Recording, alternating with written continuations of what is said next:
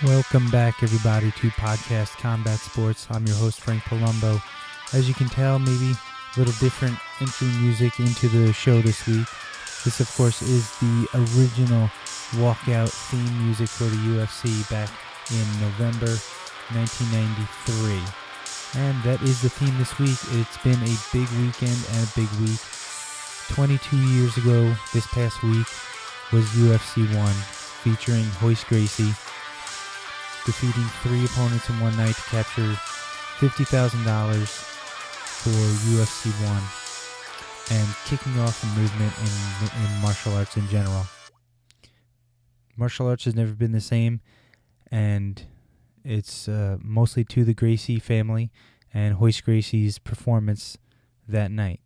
Of course, he defeated Art Jimerson very early on in the fight due to tap out. Next was Ken Shamrock by a side choke. That was a gi lapel choke. And then in the finals of UFC 1, he defeated Gerard Gordeau. Royce Gracie, making relevant news again, accepted a third fight against Ken Shamrock to happen in Bellator 149. I believe that one comes our way in January of 2016. Before we get on to the elephant in the room, which is UFC 193, I'm going to go over a couple of things that were popular back in November 1993. The number one song that week was Meatloaf, I Would Do Anything for Love. Movies that opened that week were Carlito's Way and The Three Musketeers. I'm going to post some links in the show notes so you can go back and check out the other movies. That was actually quite a season for movies. Demolition Man, Rudy, Cool Runnings, Addams Family, Schindler's List. So quite the season for movies. And UFC 1 was under the radar, but happening in back of all of these things. And television, popular television shows, fall of 1993, starting with America's Funniest Home Videos. Something else you might have been watching at the time instead of UFC 1 was The Fresh Prince of Bel-Air, Full House, Saved by the Bell, The College Years, because that had moved to primetime, Home Improvement, Dinosaurs, Beverly Hills 90210, The Simpsons, Family Matters, Dr. Quinn, Medicine Woman, and Blossom, which took place on a Saturday night, according to Wikipedia. So, I may be dating myself, but that was pop culture back in 1993. Speaking of pop culture, the elephant in the room is Ronda Rousey, of course, losing in devastating fashion to Holly Holm with a well-placed head kick that just put her out immediately. So that torch seemingly passed for the moment, or the foreseeable future anyway, as Ronda is scheduled to take a break, maybe to do some movies, something aside from mixed martial arts for the next couple of months. So we will see how that plays out as far as title contention. I just hope in the meantime we don't hear any more about her fighting Floyd Mayweather and we start talking seriously about bringing in Cyborg and pitting up these fighters, these top divisional fighters against one another with Kat Zingano, Miesha Tate, Holly Holm, Ronda Rousey, and Chris Cyborg. Conceivably, women's bantamweight is deeper than men's heavyweight at the moment. Another thing I wanted to talk about was the boxing versus MMA argument, which I think is just the stupidest thing, and I'm so sick and tired of hearing it. You think with how the game has evolved from just November 1993 to where we are today in 2015, you'd think everyone would kind of be on the same page right now. And what I mean is style versus style is far, far outdated. It's an outdated concept. It really is the athlete and not the style. Holly's regarded as a boxer, but she finishes with a head kick. And you're really going to see more as time goes on and athletes start training in mixed martial arts from the time that they're adolescents, even if they're only competing exclusively in like wrestling or boxing, and probably not even kickboxing. I think kickboxing and Muay Thai are going to be mostly trained, but the more competitive sports are going to be boxing, wrestling, and jiu-jitsu.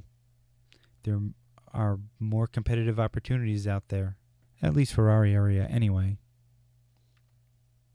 The way I'd like to see it with the kids coming up is wrestling in competition, grappling in competition,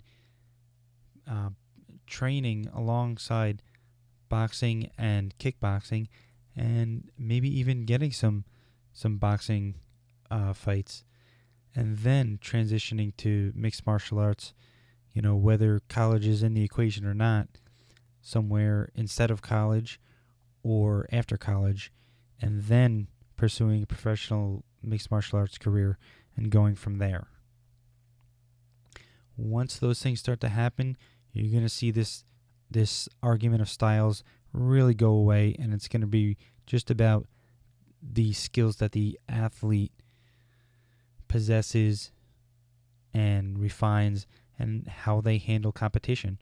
And that's why I think wrestling and jiu-jitsu are going to be the two biggest, because that's the thing you can compete in the most. That's why Ronda is such a excellent competitor, is because she's had so many judo matches. She's got that experience. And I think it differs a little bit compared to mixed martial arts. And I think that boxing carries over in a competitive aspect, that competitive atmosphere. When there's a tournament going on, there's several matches going on at once. That happens in judo, that happens in wrestling, that happens in jiu-jitsu, but not so much in boxing. It's a conducive atmosphere to mixed martial arts. So that's where Holly's competitive experience, I think, outweighed Ronda's. Another thing that was brought up was the validity of Holly Holm's World Boxing Championships. I think there was like 17 World Boxing Championships, but she never left the state of New Mexico. And of course, you get Freddie Roach in there talking about her, Oscar De La Hoya, who was her promoter with Golden Boy Productions. So there were some questions about the validity of her titles. And I think that can be put to rest right now, because the sport she competes in now is mixed martial arts, and she reached the pinnacle, and she beat a seemingly invincible opponent in Ronda. And Ronda is definitely one of those polarizing figures, because personally I like so many things about her, but I really dislike a couple of things about her, which is mainly her attitude. And I'm not talking about sportsmanship, because I think there's a huge over sportsmanship in athletics today, and I really like the way that Ronda handles herself, with the exception of the Miesha Tate rematch. But aside from that, I was super happy with the 193 card. I thought it was entertaining, I thought it was competitive, and I cannot wait until the next one, 194. So wrapping up on this episode, I'm going to cover some results from this past weekend. We had Cage Combat number 25 over at the Saratoga City Center in Saratoga, New York. Main card included Travis Simpson defeating Shane Willett by unanimous decision. Nathan Thatcher also defeated Andy Lee by unanimous decision. Corey Yance defeated Drew Nolan by guillotine choke in the first round. Tyler Randell defeated Nate Carroll by unanimous decision. And in the main event, TJ George defeated Cody Dickershade by way of armbar in the second round to capture the 145-pound Cage Combat Championship. Upcoming events, we have Extreme Combat this Saturday night in Lyndonville, Vermont. John Adams defends his middleweight strap against Mike Ruiz. That's the main event. Another upcoming event, Friday night, November 20th, down on Long Island. I'm going to give a big shout out to Mike Corleone, my brother's kickboxing trainer. He steps back into the ring against Eric Olson at the Upski Hotel in Hop Hog, New York, in a return kickboxing event dubbed Top Kick Super Fights. So go ahead, check out Mike Corleone on Facebook. He's part of KO Boxing. He heads up KO Boxing in Garden City. That's KAYO, KO Boxing. Also this weekend, XCP alum Jesse Bowman makes his pro debut in New England Fights organization. So good luck to Jesse this weekend. Another shout out to the guys at Cage Combat. That looked like an excellent event. Also to the guys at Standing 8 Entertainment. Big shout out to you guys doing your thing down in Capital Region. So before I announce our guest for next week, I'm going to leave you with one trivia. Hit me up on Facebook or Twitter at PCSMMA with the answer to this question.